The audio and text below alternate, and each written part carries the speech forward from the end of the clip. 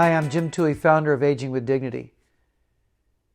If you follow our website, if you read our newsletter, you've seen that we've taken a very strong position warning about the danger of artificial intelligence and its encroachment upon human dignity. I'm deeply concerned that it can have a dehumanizing effect. I'm not ignorant to all the gains of high tech and all the important developments that have taken place that make life easier and more efficient, and that can do a lot of very important things, not only medically and scientifically, but through every aspect of human life. Who doesn't enjoy the conveniences of a smartphone?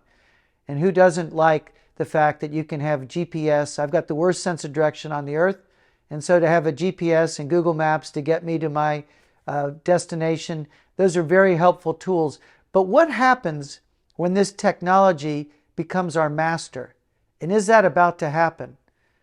I'm happy to have with me Kathy Clark, a great friend, truly a follower of God, and also a voice for individuals through Direction for Our Times that helps individuals navigate some of the spiritual challenges in a highly evolving technological world.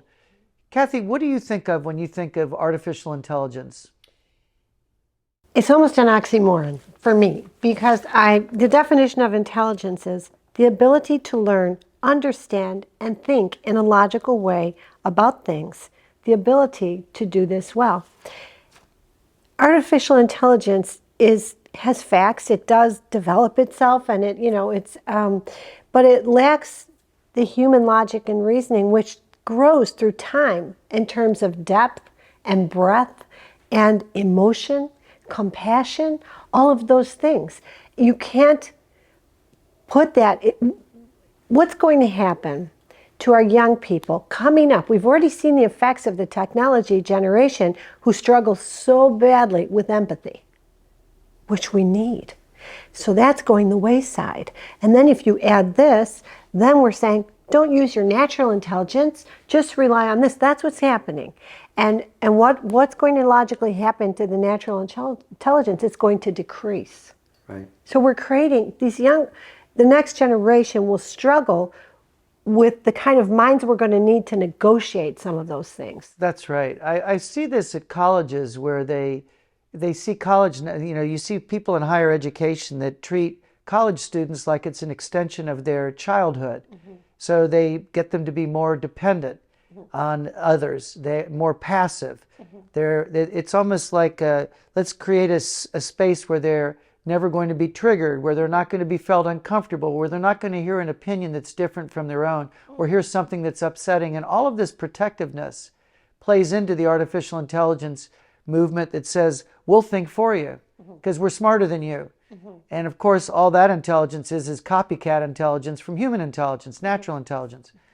But we now see ChatGPT on campuses that allows you to say, give me a 600-word essay on why Thomas Jefferson and Ben Franklin or John Adams disagreed on certain critical issues at the founding of our country.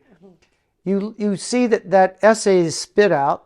It's drawing upon untold sources on the internet, some of which is false information, and then that's almost laundered and brought into to this paper that a student can then turn in. And now it's a problem in higher ed that you've got individuals cheating through this AI chat GPT, which is now, and even the language is crazy, isn't it? Mm-hmm. Well, you're teaching them to parrot. You're not teaching them to think. Here's another thing that's missing. The beautiful diversity of development in people who come from one region and people who come from another region. We're missing that. And what does that do? It contributes to wisdom broadening from country to country.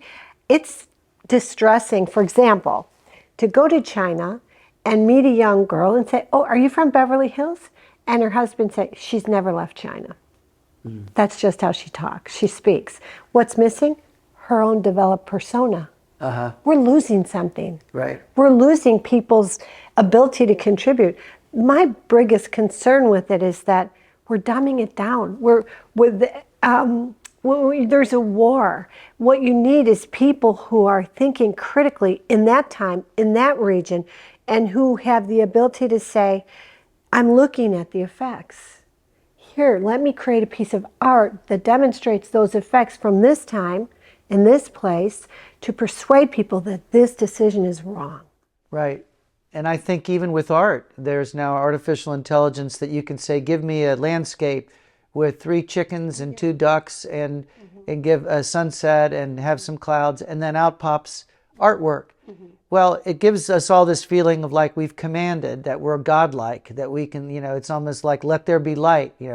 I can command this Amazon Alexa to give me the weather forecast, and all this technology makes us all feel superior, but in fact it's enslaving us because we can't think for ourselves. We can't draw for ourselves. Exactly my point. What it actually does is make us think we're inadequate. Why would we try and hone a skill when it can do it better at hello? Right. That's right. And one young man said, for a project for artificial intelligence masters, he was going to develop a program for humor. And he tweaked and he tweaked and he tweaked, and he said, it sometimes lands on funny, but it's missing a lot. I can't get it to, there's no eye contact, there's no movable expressions, there's no pauses that are correct. You see, and humor is so remarkable in its ability to connect people, to lighten things, to equalize us all in a room. And I think you can't. And I think that this whole artificial intelligence encroachment, because we see more and more, you go to the grocery stores, there are fewer employees there. Amazon has got Whole Foods stores where you're monitored with hundreds of cameras in the store, and you just put a bunch of things in your bag and you go out and you never even pay because they've already charged your account. It's all electronic. And this whole experience seems like it's a fun theme park, but what we're losing now is human interaction. And more jobs are going away, of course, but in the process, while we see more efficiency, it just feels less human to me. Well, we're losing human interaction. We're also craving human interaction. So here is, we have a great need, and here we have it being taken away, the solutions being taken away. I wonder how we'll correct, because we will correct. We'll have to. So it's interesting to wonder about correcting. You have young people who have such social anxiety, they can't function in what we would think of as normal interactions in society. And part of that is from the tech. There's a lot of issues we already have enough stop signs to say, let's pause and reflect. But as one person told me, it's the Wild West. It's a rodeo. There aren't any real ethical brakes being placed on, and we're going downhill with no brakes. And what I have been told is, I said, they must have ethicists, and oh yeah, they hire them to say that it's okay. And when they object, they're fired. There are a whole group of former ethicists who were employed by tech companies, and they're out of jobs. But they're getting together, Jim, and analyzing it. So people are looking at it. Good. This series on artificial intelligence will continue next week. We're going to be continuing our conversation with Kathy Clark as we look at artificial intelligence and how it affects aging with dignity and our right to age with dignity. Join us next week.